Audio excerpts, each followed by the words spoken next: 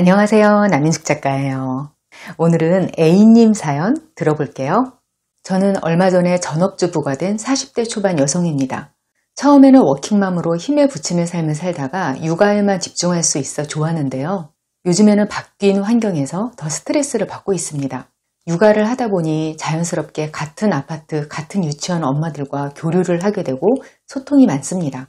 처음에는 서로 육아 동지도 되고 위로와 힘이 되는 느낌이었는데 점점 피로감을 느끼고 있어요.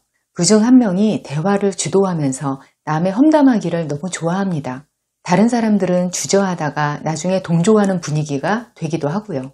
처음에는 그 사람도 괜찮아 보였는데 요즘 점점 더 심해지더라고요. 저는 정말 이게 너무 싫습니다. 직장에서도 사람들과 소통하며 살기는 했지만 정말 일적인 부분에서 최소한의 소통만 했어요. 일이 정말 많은 회사라 자기 일만 하는 분위기였거든요. 그래서인지 이런 인간관계들이 너무 환멸나고 스트레스가 됩니다. 제가 왜 저런 가치 없는 이야기를 들어주고 있어야 하는지 모르겠고 그럴 시간에 책 한 권을 더 읽거나 영화 한 편을 더 보거나 제 시간을 보내고 싶어요. 저는 학교에서 만난 친구들도 다 멀어지고 다들 바쁘기도 해서 원래도 인간관계가 별로 없기는 했습니다. 그냥 가족끼리만 편하게 지내면서 다른 사람들과는 소통 안 하고 지내도 되지 않을까요? 가족들과 잘 지내면 혼자 고립되는 게 아니니까요. 작가님의 다른 영상에서 관계의 필요성을 말씀하시곤 해서 이 경우에는 어떤지 생각을 듣고 싶습니다. 오늘 사연자님께 드리고 싶은 이야기가 많은데요. 하나씩 정리해서 말씀드릴게요. 첫 번째, 가족을 유일한 인간관계로 만들지 마세요. 제가 관계에 대해서 이런저런 말씀드리면 쑥쑥님들이 이런 댓글을 굉장히 자주 다시더라고요. 가족만 있으면 됩니다. 그래서 저는 다 끊고 가족하고만 지냅니다. 가족 말고는 다 필요 없습니다. 그때마다 저는 이거 참 위험한데 이런 생각이 들더라고요. 저는 커뮤니티 게시글 말고는 댓글을 달지 않고 있는데요. 저도 댓글 자주 들여다봐요. 근데 우리 어른성장학교 채널에 달리는 댓글은 대댓글로 쉽게 답을 할 수 있는 성질이 아니거든요.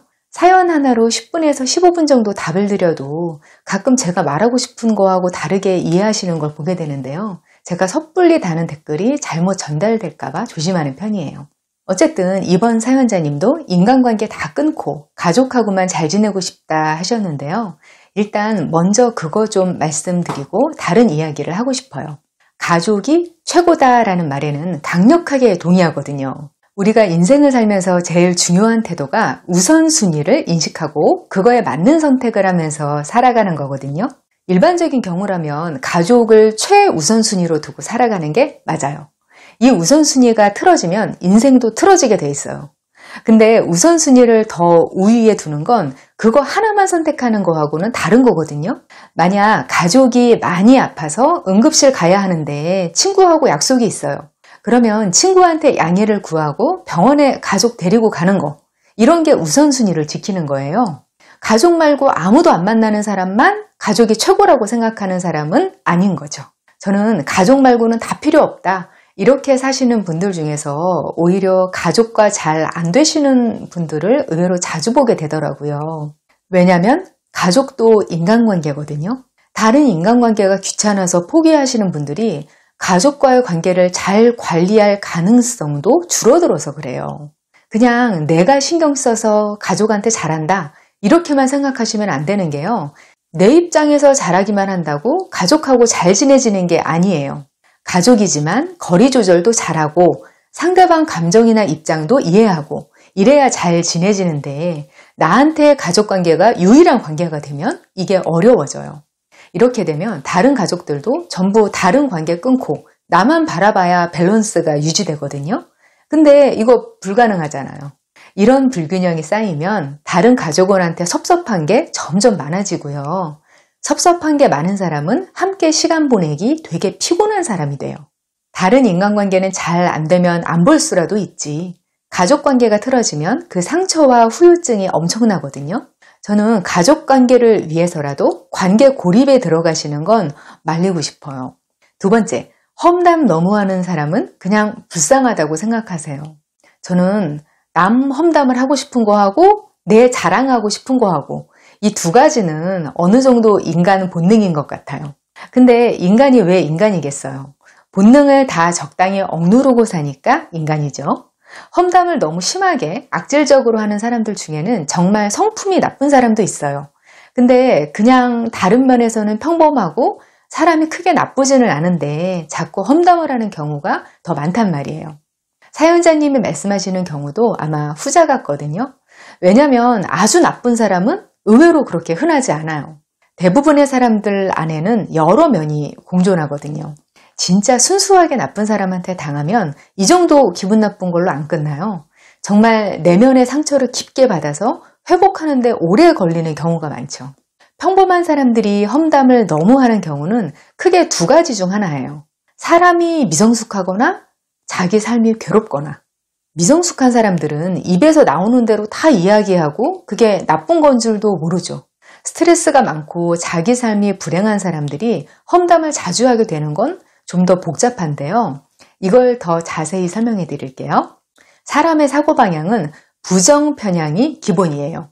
이게 뭐냐면 긍정적인 사건, 부정적인 사건을 똑같이 겪으면요. 부정적인 걸 더 잘 인식하고 기억하는 걸 뜻해요. 심리학자들은 징크스, 저주 이런 것도 부정 편향의 결과라고 해석하거든요.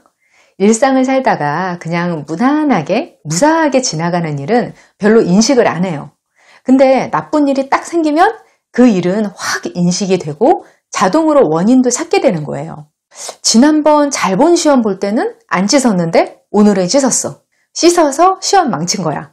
사실 잘 따져보면 씻고서 시험 잘 본 날도 있거든요. 근데 부정 편향 때문에 안 된 일에 관심을 집중하고 원인을 찾다 보니까 그런 비논리적인 인과관계가 나오는 거죠. 우리는 별로 안 그런 것 같아도 태어나기를 부정적으로 태어났어요. 사람마다 정도가 조금씩 다를 뿐이죠. 이걸 왜 그러냐면 생존하기 위해서 그런 거예요. 기분 나쁘고 위험하고 무섭고 이런 걸 더 잘 알아채고 기억해야 죽지 않고 살아남을 가능성이 커지잖아요. 원시시대에 들판에서 낯선 과일을 봤어요. 그걸 보고 냉큼 먹는 사람하고 저기 독성분이 들어있을지도 몰라. 이런 의심을 하면서 불안해하는 사람하고 누가 더 살아남을 가능성이 높았겠어요. 당연히 의심하고 불안해하는 사람이 살아남을 가능성이 컸죠. 우리 유전자는 구석기 시대 인류 유전자에서 거의 진화하지 않았거든요. 우리 사고 방향이 부정편향적인 건 당연한 거예요. 이렇게 뇌는 부정편향이 기본이라서요. 의지를 가지고 긍정적으로 생각하려고 끊임없이 노력해야 우리는 긍정적으로 살 수 있어요. 사람에 대한 감정도 마찬가지거든요. 지구에 지금 인류가 80억이 넘는데도 내 마음을 정확히 이해하고 내 마음에 꼭 드는 사람은 없어요. 다 각자 이해관계나 특성이 다르니까 누구나 어느 정도는 마음에 안 든단 말이에요. 근데 우리는 마음에 안 드는 부분도 그냥 있는 그대로 받아들이려고 애를 써요. 근데 사람이 스트레스를 받으면 이 부분이 쉽고 자연스럽게 되질 않아요. 내가 피곤하고 에너지가 떨어지고 스트레스가 있는 상태다? 그러면 인간에 대한 부정편향이 더 심해져서 사람들 단점에 더 예민해져요.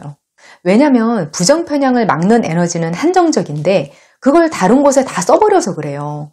저도 스트레스를 받는 힘든 기간에 다른 사람들 단점이 더 도드라져 보이는 걸 느끼거든요. 이상하게 오늘따라 유난히 사람들이 꼴 보기 싫다?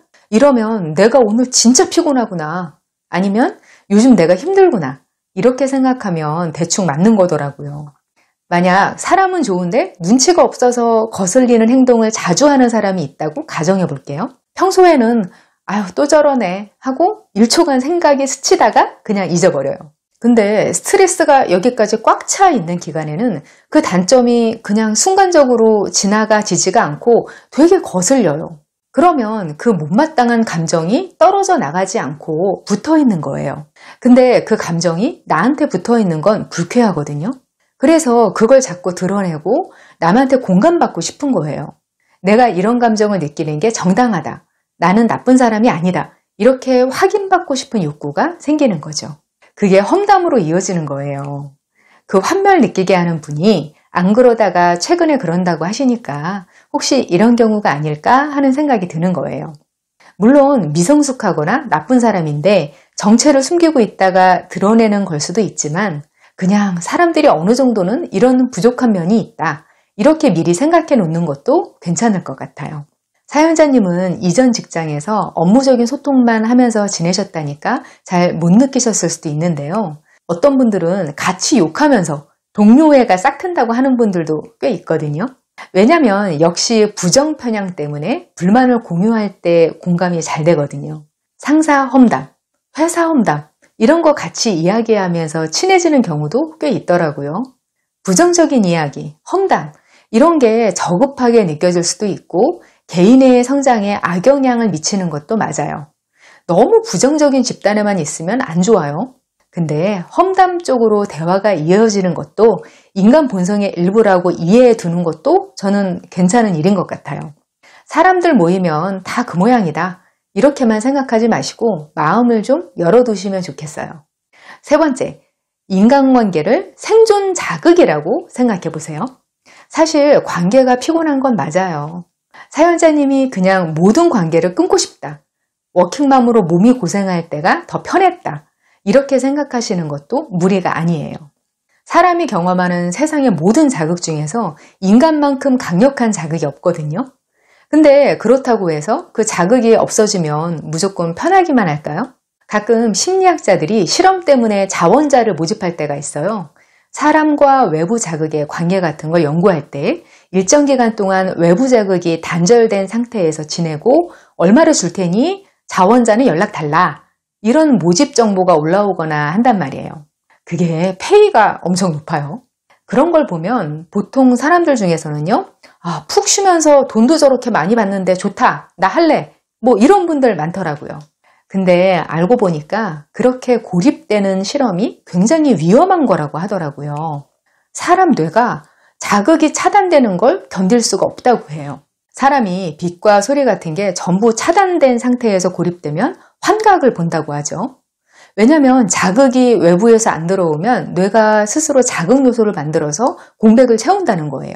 밤에 차로 도로를 달리면서 유령을 목격했다. 이런 이야기가 전 세계에 다 있거든요. 이것도 과학자들은 비슷하게 해석해요. 이런 목격담들이 주로 쭉 뻗은 길을 달릴 때 나온다고 해요. 달려도 풍경이 달라지지 않는 캄캄한 길을 한참 달리니까 시각 자극이 없잖아요. 뇌가 그런 무자극 상태를 불쾌해하니까 뭔가 다른 시각 자극 이미지를 만들어서라도 보게 한다는 거예요.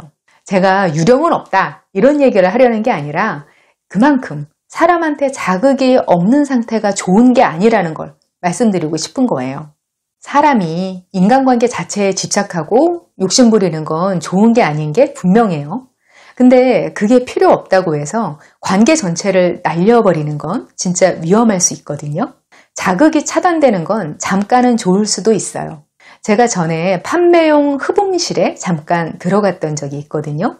흡음실은 외부 소리가 차단되게 처리를 한 공간을 말하는 건데요. 거기 문 닫고 딱 들어가 있으니까 너무 좋은 거예요.